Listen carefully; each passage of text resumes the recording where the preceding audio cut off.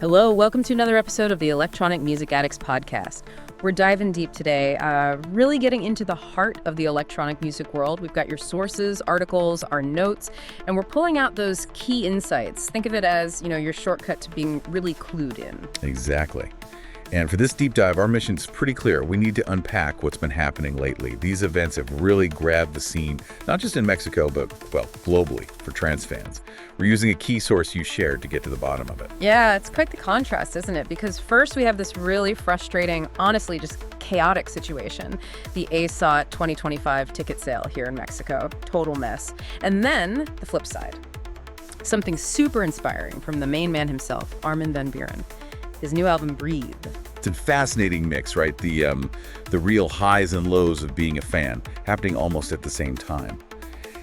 So today, we want to help you understand not just what happened, but maybe more importantly, why it matters and what lessons we could maybe take away from it all, whether you're a fan, an artist, or, trying to run these events. Okay, let's unpack this then.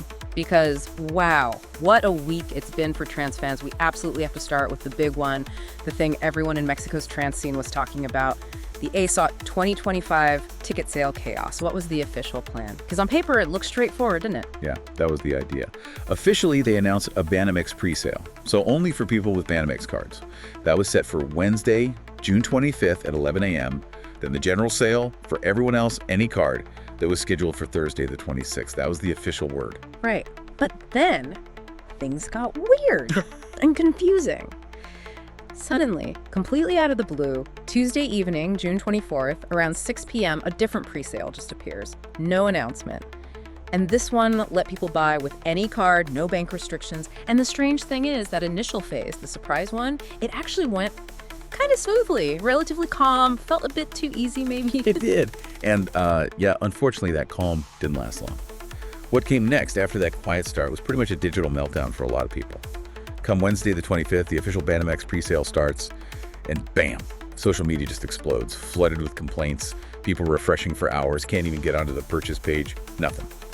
Others said the page showed completely wrong prices, like wild numbers, made you wonder what you were buying, and then just tons of people couldn't finish buying. Payment errors, again and again, even when they knew their info was right. Oh, that's the worst. The absolute nightmare scenario for anyone trying to get tickets online. You see the tickets in your cart maybe, then poof, they're gone. Or hours in a queue just for a frozen screen. The frustration, the anger, you could feel it everywhere online. Just pure disappointment from fans who were so ready.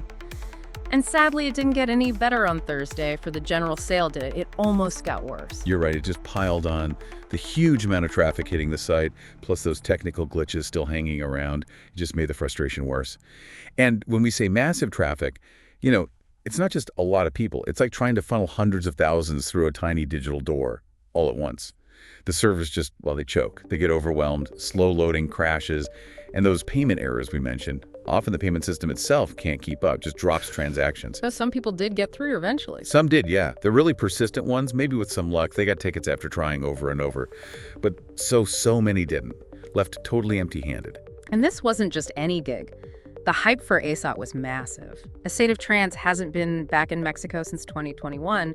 This one, November 8th at the Velodrome Olympico. It's part of Armin's transformation tour. It's supposed to be huge for Latin American trance. The whole multi-sensory experience, big production, and the lineup's not even announced yet. Yeah. It just adds to the buzz. Exactly. And with that level of anticipation, the normal anxiety about getting a ticket just turned into total chaos because the system failed. All the excitement about the event itself got kind of buried under the disorganization and the lack of clarity around the sale. It's a classic problem, really. Yeah. Demand just swamps the system built to handle it. Okay, so if we dig deeper, why did this happen? What are the real root causes beyond just the website broke? What's the insight here? Well, it's a few things coming together, creating this perfect storm. First, and you can't underestimate this, is the sheer, almost crazy level of demand. ASOT is huge, global brand, incredibly loyal fans. Tickets for massive events like this always go fast, but then you throw in that weird surprise pre-sale that sort of split the initial rush, then concentrated an even bigger rush into the official sale times. It just poured gasoline on the fire, made the bottleneck worse from the start. Right. And then you have the platform issues themselves. Ticketmaster, these big systems, they often seem to struggle with these mega events. What's the core problem there? That's the key, isn't it? It's not just it broke. It's about how hard it is to build tech that can handle that truly instant, massive spike in demand. These platforms, even the big ones, they hit what's called saturation. Too many people trying to do the same thing, processing a payment, the exact same moment the servers get overloaded, like that digital stampede idea. Leads to crashes, super long queues that go nowhere, payment problems. It happens a lot, unfortunately, not just here. But it always frustrates fans because that's their main interaction point. Plus, all the confusion about different prices, the surprise sale, it made people feel like things were random or unfair, which just adds insult to injury. And then there's that other worry that always pops up, even if we haven't seen confirmed cases for this event yet: resale and fake tickets. When the official way fails, people get desperate, they look elsewhere, and that's where the scammers wait. So, for anyone who missed out, what's the absolute most important advice right now? What should they do? Simple, but crucial. Only buy from official, verified sources. That's it. To avoid getting ripped off or just disappointed, stick strictly to Ticketmaster or the official box office at the venue, the Velodrome Olimpico. Beyond that, just keep your eyes peeled. Pay close attention to official updates. Follow ASOT, they're the big promoter here. Follow ASOT's channels. Look for verified news about maybe more tickets or any changes. Patience and official info are key. So really, now we just wait. Wait and see if the organizers react to the public outcry. Maybe they'll release more tickets, or unlikely, but maybe even change the venue to fit more people.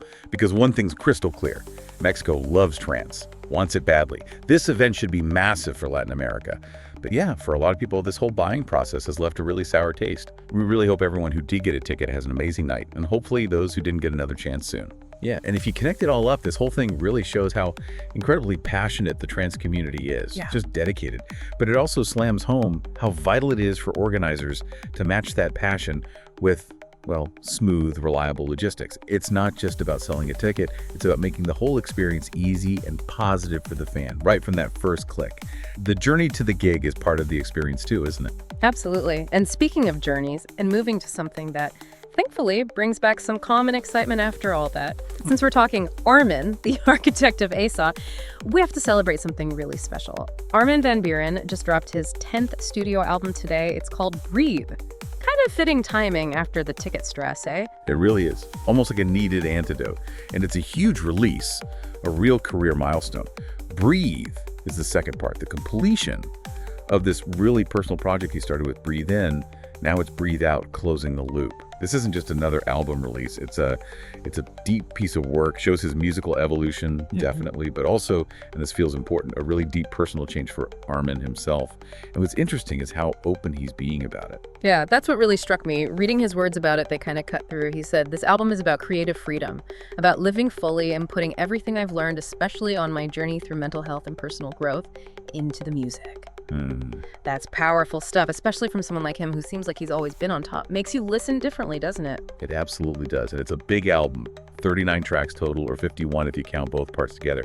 It really shows an Armin who seems more connected, maybe more daring in his sound, and super versatile. Just look at the collaborations. It's a huge range. You've got legends like Pendulum and Rob Swire, Sam Gray, Moby, even Bon Jovi, yeah, but also fresh names like J.I., RYU, and Sam Harper.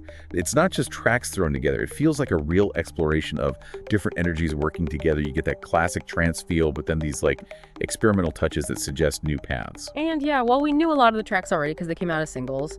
Breathe gives us 5 brand new ones we haven't heard before. There's Let It Be for Love with J.I., RYU. That sounds uplifting. A solo track, Alive, which sounds personal. Freedom's Call with Natalie Gioia. Once More with Sam Harper sounds energetic, and Sweet Escape with Lucky Lou. How do these new ones specifically tie into that whole transformation and personal growth idea Armin mentioned? That's what's cool about them, I think. They really seem to round out the emotional journey of the album. Tracks like Alive or maybe Sweet Escape, they feel like they directly reflect that introspection, that mental health journey he talked about. They give you these moments of like quiet beauty or vulnerability, which contrasts nicely with the huge festival bangers elsewhere on the album. It's a well thought out mix. It goes from those massive hands in the air anthems that unite huge crowds, all the way to really introspective melodic stuff you can just listen to and reflect.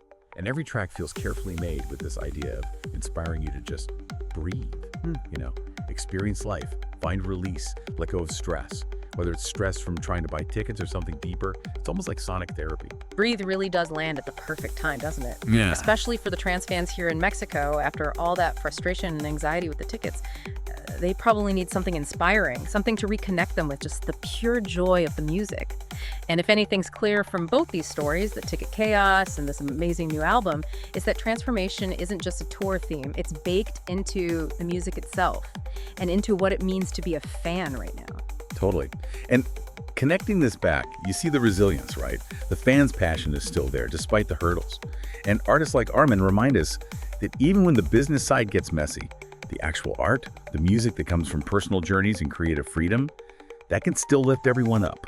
Offer release, which kind of raises a big question, doesn't it? In this digital age for live events, what really makes a night magical for a fan anymore? And maybe more importantly, how do we make sure the journey to that magic night is as smooth and, well, enjoyable as the night itself? Getting the tech and the feeling right together, that's the challenge. Thank you so much for tuning in to this episode of the EMA podcast. Don't forget to follow us for more information and analysis from the world of electronic music. See you soon, and don't forget to breathe. And also, turn the world into a dance floor.